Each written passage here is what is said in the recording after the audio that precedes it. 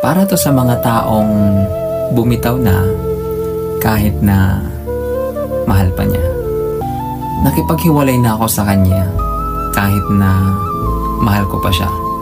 Pero gusto ko na siyang kalimutan. Ano ang gagawin ko? Ang sakit, no? Yung mahal mo pa pero pinili mong bitawan kasi alam mong di na kayo ang tama para sa isa't isa. Ang hirap kalabanin ng puso lalo na kung puno pa ng pagmamahal. Pero tandaan mo, pinili mo to dahil hindi mo na siya mahal, kundi dahil mas mahal mo na ang sarili mo ngayon. Kung gusto mo siyang kalimutan kahit mahal mo pa siya, ito ang mga pwede mong gawin. Hindi para pabilisin ang proseso, kundi para tulungan ang sarili mong gumaling ng tuluyan. Una, tanggapin mo na tapos na.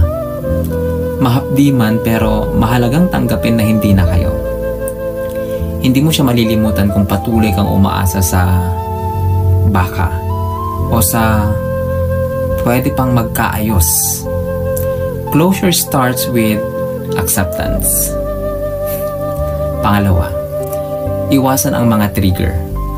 Alisin mo muna ang mga bagay na nagpapaalala sa kanya.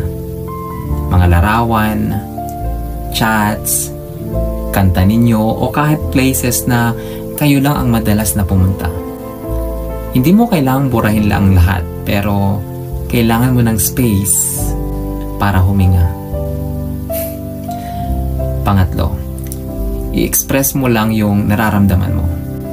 Umiyak ka kung kinakailangan, magsulat ka, o di naman kaya ikwento mo sa isang taong mapagkakatiwalaan mo. Hindi ka naman mahina dahil nasasaktan ka. Well, actually, strong ka kasi pinili mong harapin yan. Pang-apat, ibalik ang sarili mo. Ano yung mga bagay na hindi mo na nagawa nung kayo pa? Yung passion mo, yung hobbies mo, friends na hindi mo na nakakasama. Balikan mo yun. Baka doon mo mahanap ulit ang sarili mong nawala habang iniibig mo siya. Panglima, huwag mong madaliin ang sarili mo.